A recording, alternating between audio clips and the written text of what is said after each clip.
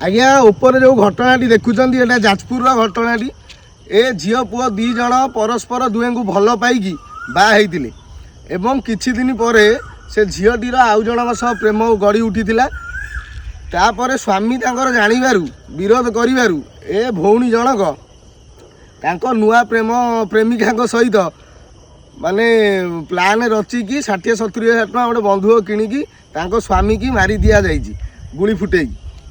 मु गोटे कथा से भौणी की कहवाक चाहूँगी जदि तुमर आउ जन सह भल पाइबार थिला आंकु कहीं भल पाई बाहल। सेकेंड कथा जदि बाघर पर भल पाई बाहला पर तुम आउ क्या सागर प्रेम है तुम तो घर छाड़ी सागर जापर था गोटे निरीह जीवन को लेकिन तुम कौन पाइल ता माँ कतरू ता पुओटी चलीगला ता भौणी कतरू ता भाईटी चलीगला तुमको कौन मिलला मु जानी ना तुम भाभी जन को मारी देकी खुशी सेटा केबे संभव नुह। जनक आखिरे तुम लुह देच माने दिने ना दिने तुम आखिरे भी लुह आसो एथिरे किछि द्वंद्व नाई। रही जय श्री जगन्नाथ।